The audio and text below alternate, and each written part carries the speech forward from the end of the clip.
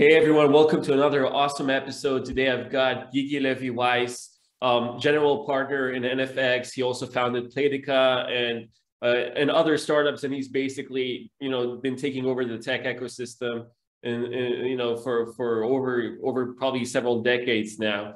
Gigi, thank you so much for taking the time. Are you calling me old? I'm not saying you're old. You don't look old, that's for sure. Experienced. We'll say you're very experienced. Wise. I'm wise. Yeah, exactly. You're a wise man.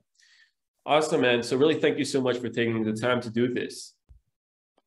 So, you're an incredibly busy person, and I really want to, use this 10, 15 minutes of an interview to ask actual practical, tactical questions that entrepreneurs can use on their day-to-day. So you're a busy guy. How do you manage your day? Like, take me to that daily routine, through that workflow.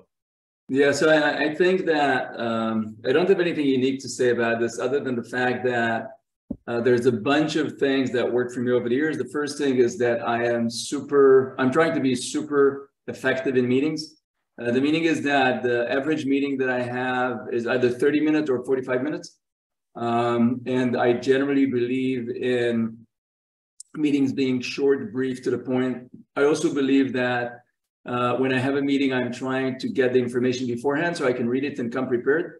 I really don't like meetings where the purpose is to just give me an update from a company or something, that I could have read before. And so many times I would tell a founder, look, if you're just going to run me through the numbers, if there's nothing unique in it, just send it over and, I can save your time.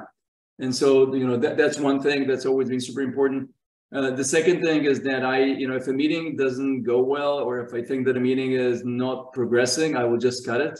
I don't think that, I'm disrespectful to somebody else's time if I just continue in a meeting that's not going anywhere. And then the third thing is that basically we have automated many of our processes in our fund so that a lot of the things that used to take me time, we basically do today automatically. So for example, let's say that I met a company and I wrote a summary. Now I want another one of my partners to meet the company. Rather than me having to now write an email to that partner, I go to we have our own CRM that we built. We have 15 software people in our fund. And I go to our own CRM, to the company page, and I would click on next partner meeting. I would choose the partner. And this would automatically create an email to my partner saying, what is it that I've seen and why do I want him to see the company? And then with another click, this would send an intro between him and the company and his PA with all the options for setting up a meeting automatically. So that just took away what used to take me 5 to 10 minutes and just now takes a second. When I want to write a pass email to a company, one that, that I decided not to invest in, we have a pass email wizard that basically brings up all the different reasons that we've seen over the years that explain why we're not investing. Tens of reasons, grouped by domains. And so for me to write that no email that used to take me, 5 minutes per company or 6 minutes, 7 minutes per company, now it takes me less than a minute. So we're basically, our CRM, our software tool allows us to optimize everything. And clearly not everybody can build their own tool, but there are many tools out there that can help you and automate stuff. So, between this and then between the short meetings and to the point that you don't drag if you don't need to. And we're always trying to not have large meetings. Like, we don't like meetings of 20 people or 15 people. We find that that's a waste of time for most people. And automating a lot of the processes using technology, that kind of gets me to be a lot more efficient, both of these things. And then the next rule is that I always try to have a few things in my calendar that I must have there. So like if there are things that I need to do, like sports, things that I say that if I'm not going to put them in, they're never going to happen. So I would put them in my calendar, and it would be like areas that I kind of close.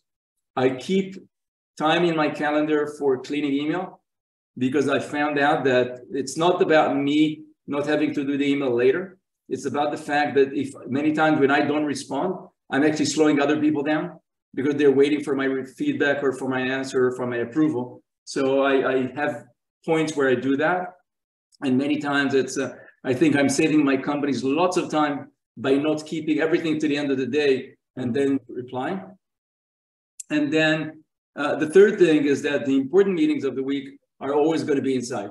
So like my weekly or bi-weekly with the company or our partner meeting are always going to be inside, so that we have enough of that in it. And then, some other tricks is that sadly I do work at nights. Like, so, many times after the kids would go to sleep, I would do more email work or more calls with abroad that, that kind of lengthens the day without having to not see my kids. I would do a lot of meetings that are kind of, I love walking meetings. So we would be, we'd do meetings walking by the beach where, if I know that we're not going to need the board for a meeting, then, then I would do that. And that kind of takes both care of a little bit of sport and, gives you energy and also covers the meeting. And so altogether, I think that through this infrastructure that we've created, what I can do is that I can actually work the same hours, but do it a lot more efficiently than what I've ever been able to do before. And so that's my tricks. Love it. So you're basically really calendar driven from what I'm hearing. Do you also have like a separate to-do list on the side that you use, like an app or a paper and a pen or something to go over like really important things that come through your mind? Yeah, so on top of basically email and calendar, I would also kind of use to-do stuff. But in reality, I have, I don't know whether that's a good recommendation for other people or not, but I have this thing where 99% of tasks that I have, I would insist on doing them immediately. Mm-hmm. So I'll give you an example. I'm now sitting in a meeting with a company, and we decide that I need to connect that company to a customer. Right now, I can put it in my to-do list, and probably that's going to wait in my to-do list all the way to the weekend, just because it's life, and that's what's going to happen. So, and it's not only that then I'm going to have to do it in the weekend, which is okay, but it means that the company now lost a few days until I did it.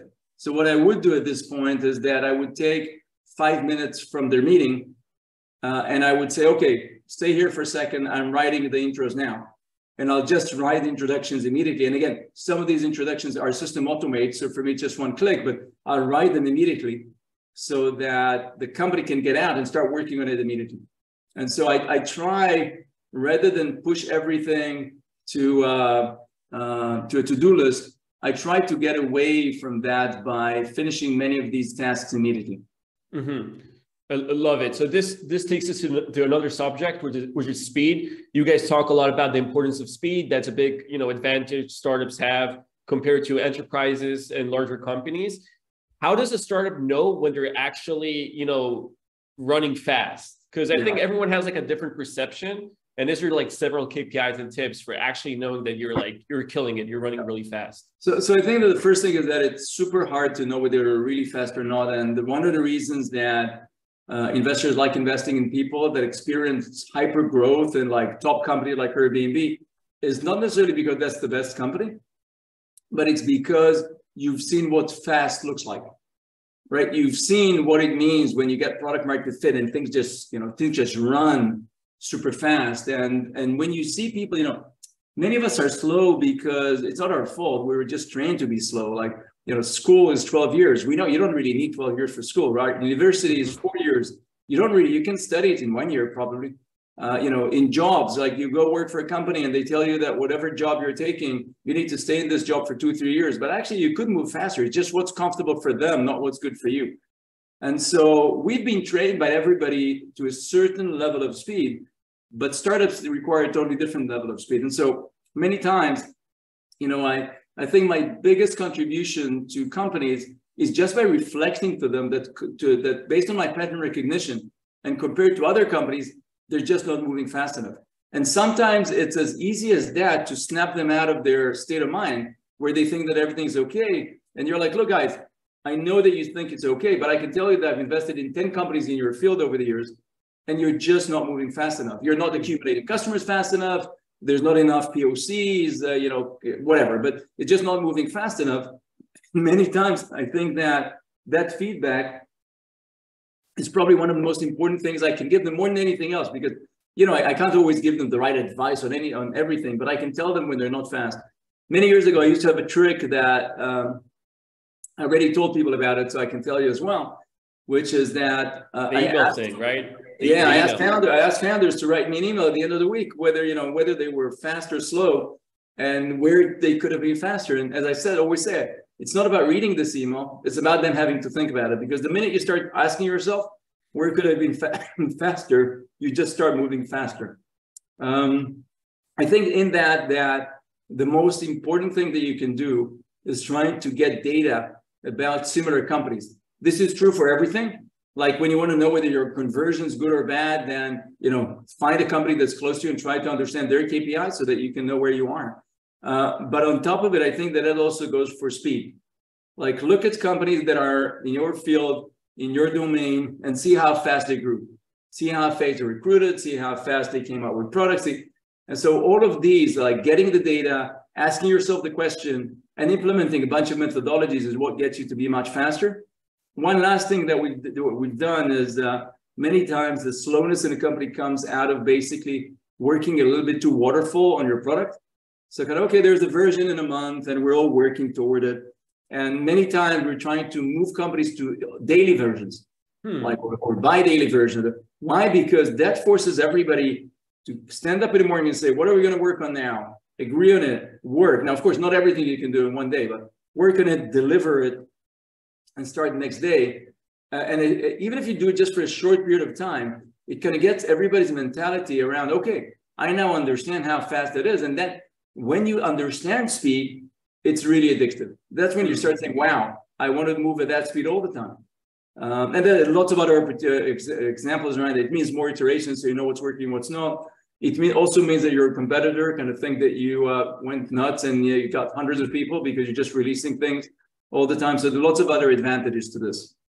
Yes, and we've seen like Elon Musk do it right now with Twitter, how fast he's like, you know, innovating the platform and moving really fast.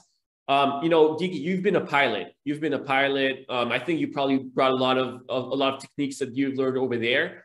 In terms of like developing that laser focus attitude. And this, you know, that narrow vision, laser focus, knowing what to do at the moment. What are some tactics that, you know, the Army, the Air Force has kind of contributed to your skill set? Yeah. I think that, you know, first of all, if you ask me what's the most important thing I took from the Israeli Air Force, it's what I call the learning organization or the learning mentality. So basically, the Israeli Air Force is known and phenomenal at basically allowing people to learn more with less flight hours. And the way you do it is by having this very vicious cycle of what's called briefing, doing, debriefing, briefing again, doing, and so on, which is really kind of super focused on getting you to be better with the least possible time. So like you need to get better. And so, you know, Israeli pilots are considered to be really good, but the number of hours you fly in the Israeli Air Force per course is not higher than other Air Forces. It's actually lower. So that's that. And I think that over the years, I learned that this needs to be something that I take with me to everything I do. And clearly to startups, because at the end of the day, think about it. If you learn only 1% or 2% more for every iteration compared to your competitor, it compounds.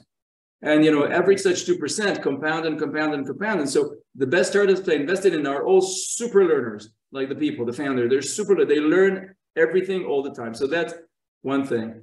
The second thing is about focus. And I think that, you know, when you're flying and, you know, there's threat of death and, you know, it's kind of, you need to be focused to do everything, then you by design are more focused than in anything else.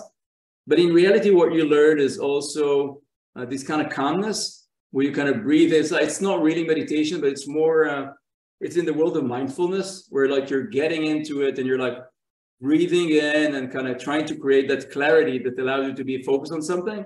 And while clearly it's not the same pace in a company, it's not very far. The principle of kind of breathing in and deciding what's the most important thing to do now and how to do it, that really works also in a startup. Mm-hmm. Do you meditate? Do you do anything every day? 20 minutes? Probably 3 times a week or something. Okay, 3 times a week. Awesome. I have two last questions for you. You've been super generous of your time. One is, who are some of your favorite entrepreneurs? I can't answer that because that's going to force me to ditch some of the other favorite entrepreneurs. And I've invested over the years in like, whatever, 150 companies or so. So really, I truly appreciate the people that I worked with. And I think that I've been super, super lucky, not, I forget the financially, but I was super lucky to be able to work alongside some of Israel's finest, which are the world's finest. Mm-hmm. And so I'm not gonna tell you names, but there really are people in my portfolio that I really admire. Is there anyone iconic that you like obsessed over growing up or something that, when you kind of, an Elon Musk or Jack Dorsey or something of that sort? I think I'm old, so I think that I always kind of obsessed over Steve Jobs' obsession about product. That was one thing that always got me. And I think that, he talks about nailing the product right. Some of them are available on YouTube, are some of the best still ever. And with him talking about finding the essence, like the essence of what you're standing for is really, I think, some of the best ever. But there's been so many people that did so well. So yeah, in every field, I can give you a bunch of people that I like, but there's really very many of them. And I was also very fortunate to be able to meet some of them. And so, I feel super lucky that I had this chance. Awesome. My last question for you, favorite book recommendations. I know you're a big sci-fi, science fiction reader. Yeah. Give me some good ones. Wow, that's tough as well because I have so many running in my brain. I think that I would send people to read two short stories of Isaac Asimov. One of them is probably the most profound and interesting short story ever written, called The Last Question, which I truly recommend for people to read. It's mind-blowing. And the second one, which is very interesting because it predicts many of our AI or generative AI conflicts that are coming to humanity, is one called Profession. And both of them are I recently reread them and both of them blew my mind. So I'd love for people to read them as well. Awesome. Gigi, thank you so much for taking the time to do this. I highly appreciate it. Thank you. Bye. Bye.